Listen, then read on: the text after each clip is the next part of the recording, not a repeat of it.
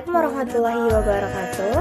Perkenalkan, kami dari kelompok 5 mata pelajaran ilmu tafsir akan menjelaskan metode-metode dalam menafsirkan Al-Quran dengan guru pengampu Muharmen SPDI dan bersekolah di Man 4 Tanah Datar. Selamat menyaksikan. Baik, saya Usman Hayati akan menjelaskan yaitu yang keempatnya metode tafsiran ijma'i. Nah, di sini ada beberapa bagian. Nah, ada bagian pertama pengertian tafsir ijma'i. Nah, apa itu pengertiannya? Ialah penafsiran ayat-ayat Al-Qur'an dengan cara mengemukakan makna global secara keseluruhan.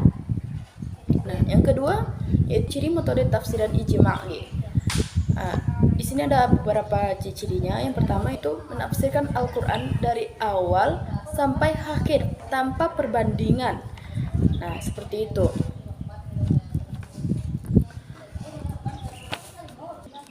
Nah, yang kedua yaitu tidak ada ruang untuk mengemukakan pendapat sendiri.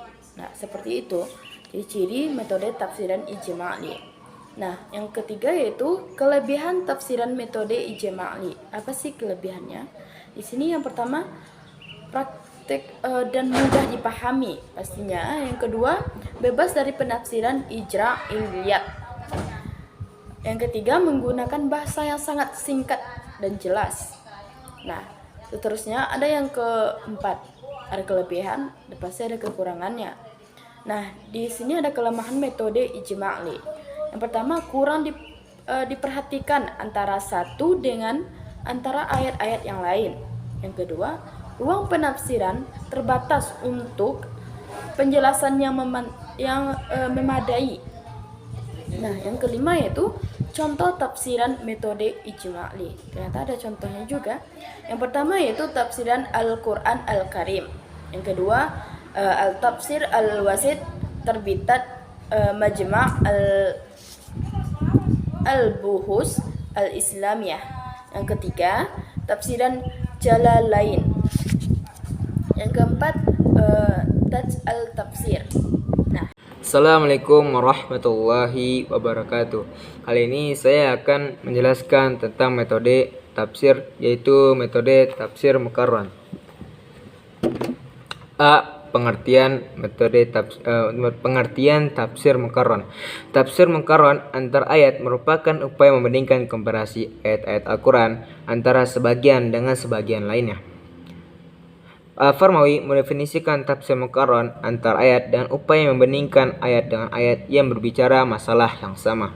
Lebih lengkapnya dari itu, Nasruddin Baidan menyatakan bahwa para ahli ilmu tafsir tidak berbeda pendapat dalam mendefinisikan tafsir mukarrar.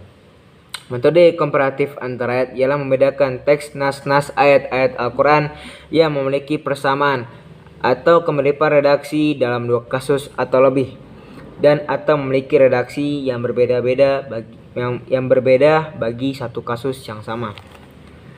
B. Ruang lingkup. Secara umum, tafsir mukarrar antar ayat dapat diaplikasikan pada ayat-ayat Al-Quran yang memiliki dua kecenderungan. Satu, ayat-ayat yang memiliki kesamaan redaksi. Yang kedua, ayat-ayat yang memiliki perbedaan ungkapan tetapi tetap dalam satu maksud. Wilayah kajian perbandingan ayat dengan ayat tidak hanya terbatas pada analisis redaksional, membahas lafizat saja, melainkan mencakup perbedaan kandungan makna masing-masing ayat-ayat yang diperbandingkan. Di samping itu juga dibahas perbedaan kasus yang dibicarakan oleh ayat-ayat tersebut, termasuk juga sebab turunnya ayat serta kondisi masyarakat pada waktu itu. C. Kelebihan tafsir metode mukarrar. Di antara kelebihan metode tafsir mukarrar ialah secara umum ialah 1. Memberikan wawasan penafsiran yang relatif lebih luas kepada para pembaca bila dibandingkan dengan metode-metode yang lain. Di dalam penafsiran itu terlihat bahwa satu ayat Al-Quran dapat ditinjau dari berbagai disiplin ilmu pengetahuan sesuai dengan keahlian mufassirnya. Dengan demikian terasa bahwa Al-Quran itu tidak sempit, melainkan amat luas dan dapat menampung berbagai ide dan pendapat. 2. Membuka pintu untuk bersikap toleran terhadap pendapat orang lain. Dengan demikian, hal itu dapat mengurangi fanatisme yang berlebihan kepada suatu mazhab atau aliran tertentu. Pembaca tafsir Muqarrin akan terhindar dari sikap fanatik yang dapat merusak persatuan dan kesatuan umat. Yang ketiga, berguna bagi mereka yang ingin mengetahui berbagai pendapat tentang suatu ayat, sesuai untuk mereka yang ingin memperluas dan mendalami penafsiran Al-Quran, bukan bagi para pemula. Nomor 4, dengan menggunakan metode komparatif, mufassir didorong untuk mengkaji berbagai ayat dan hadis-hadis serta pendapat-pendapat para mufassir yang lain. Dengan pola serupa ini akan membuat lebih berhati-hati dalam memproses penafsiran suatu ayat. D. Kelemahan tafsir metode Muqarrin. Adapun kelemahan tafsir dengan metode ini secara umum ialah 1. Tidak dapat diberikan kepada para pemula. Hal itu disebabkan pembahasan yang dikemukakan di dalamnya terlalu luas. Yang kedua, kurangnya dapat diandalkan untuk menjawab permasalahan sosial yang tumbuh di tengah masyarakat. Hal itu disebabkan metode ini lebih mengutamakan perbandingan daripada pemecahan masalah. Untuk pemecahan masalah yang tepat adalah menggunakan metode tematik. Yang ketiga, terkesan lebih banyak menelusuri penafsiran-penafsiran yang pernah diberikan oleh para ulama daripada mengemukakan penafsiran-penafsiran yang baru. Baik, saya akan menjelaskan tentang metode tafsir maudhu'i. Yang pertama, pengertian metode tafsir maudhu'i. Metode tafsir maudhu'i disebut juga dengan metode tematik, yaitu menghimpun ayat-ayat Al-Quran yang mempunyai maksud yang sama. Menurut Profesor Dr. Abdul Hayy Al-Famawi, seorang guru besar pada Fakultas Usuluddin Al-Azhar, di dalam kitab Al-Bidayah fi Tafsir, Maudhu'i mengemukakan cara menyusun tafsir maudhu'i. Yang pertama, memilih atau menetapkan masalah Al-Quran yang akan dikaji secara tematik. Kemudian yang kedua, melacak dan menghimpun ayat-ayat yang berkaitan dengan masalah yang telah ditetapkan. Kemudian yang ketiga, mengetahui kolerasi ayat-ayat tersebut. Yang keempat, menyusun tema bahasan di dalam kerangka yang pas, sistematis, sempurna dan utuh.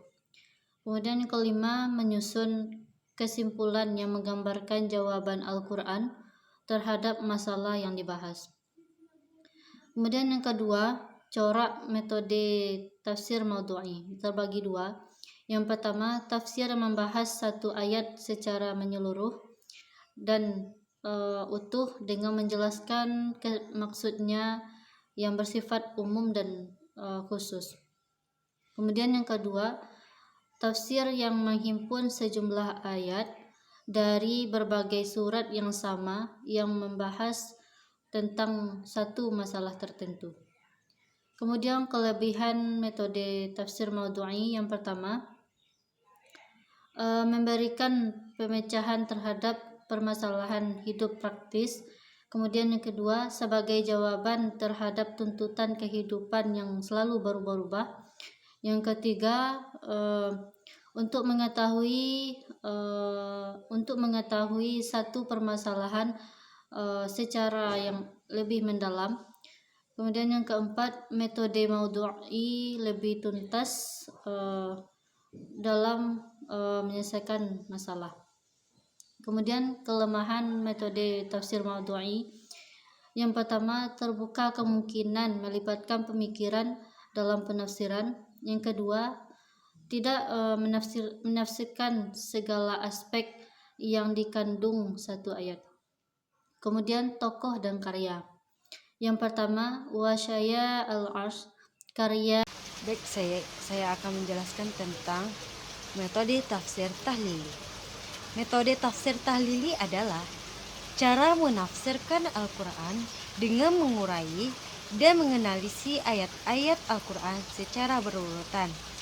Terdapat dalam Quran Surah Al-Baqarah ayat 3-5, yang artinya mereka yang beriman kepada yang gaib, mendirikan sholat, dan menafkahkan sebagai rezeki yang kami anugerahkan kepada mereka.